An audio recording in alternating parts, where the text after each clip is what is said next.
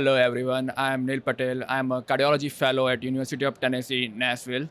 I have here with me Dr. Antonius. He is from University of Munster in Germany. He just presented his trial of development and external validation of deep learning EKG model for risk stratification for revascularization in the emergency room. So, without further ado, um, welcome, Dr. Buser. So, can you summarize the key insights of your trial for our audience? Yeah, sure. Thank you, Neel, at first for having me here and interviewing me about our study. That was really inspired by a daily challenge faced in the emergency department. I think you know when patients come in with symptoms consistent with acute coronary syndrome, but they don't have ST segment elevation. And you stand there and ask yourself, does this patient need to go to the cath lab or doesn't he? And most of the time, we rely on biomarkers like high sensitivity troponin, but these can come back positive for many reasons other than type 1 MI. So we wanted to provide a data-driven objective tool that would help us to identify patients who might require revascularization. And to do this, we trained a convolutional neural network. And we used nearly 200,000 emergency department visits from 2 international cohorts.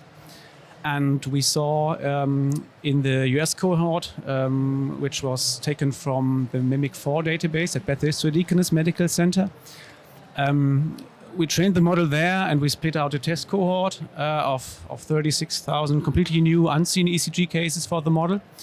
And performance was very good, with an area under the receiver operating characteristic curve of 0.91, which is quite high. And it significantly outperformed clinician ECG interpretation as well as conventional cardiac troponin T assays. And then we performed external model validation in a European cohort from our own center in Germany with a bit more than 18,000 emergency department ECGs. And there we had some performance loss, which we expected because the population was so notably different from the US cohort. But it might also have reflected subtle differences in clinical practice because when we further validated the model against a more objective endpoint of type 1 MI, the model performance was much better with an area under the curve of 0.85 compared to 8.1 for revascularization. And this was this nearly matched the accuracy of high sensitivity troponin, which had an area under the curve of 0.87. So the model had genuinely learned to recognize ECG features that are characteristic for myocardial ischemia. And in fact, we could confirm this when we performed explainability analyses, and we saw that the model was indeed relying on ST segment and T-wave alterations. So essentially, it rediscovered what we already recognize as ischemic, but the model is able to better quantify these ECG changes and correlate them with outcomes. Yeah, that sounds wonderful, and I believe it's a significant advancement that the model is able to predict better than traditional human interpretation and on par with high sensitivity troponin. So my question to you, to Dr. Buser, was how do you see this model fit into clinical practice? Is it as an alternative to the troponins, or just an additional tool, or?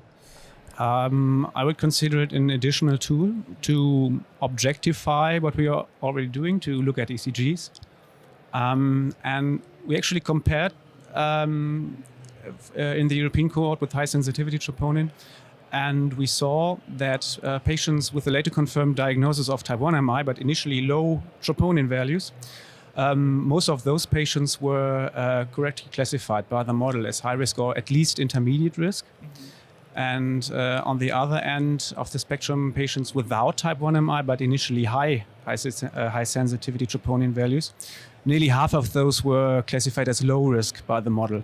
So this does imply some complementary diagnostic information, and this should reduce uncertainty that we have in the emergency department.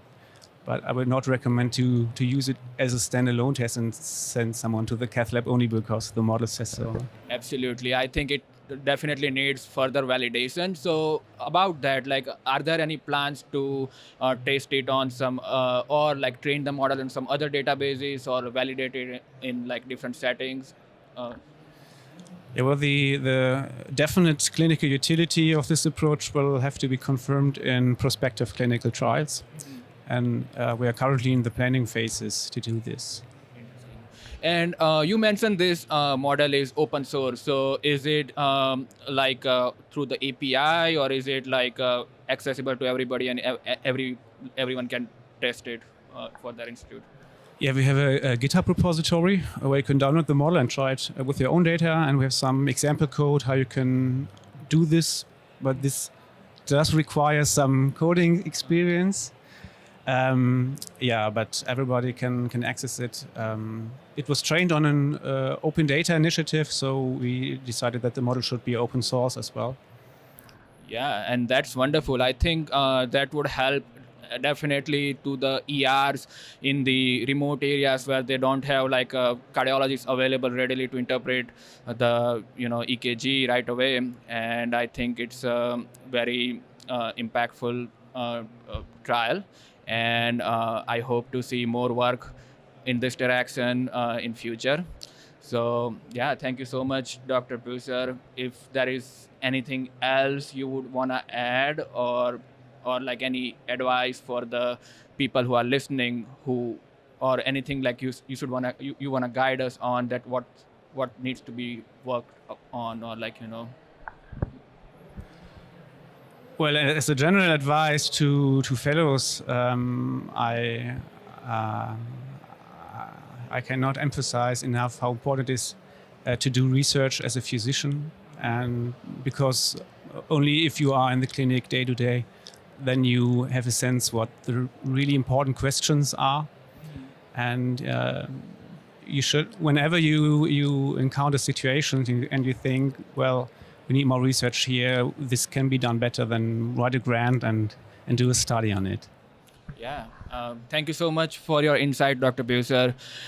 Thank you everyone for watching, and for more videos like this, you can check out our YouTube channel, FITsOnTheGo. Thank you.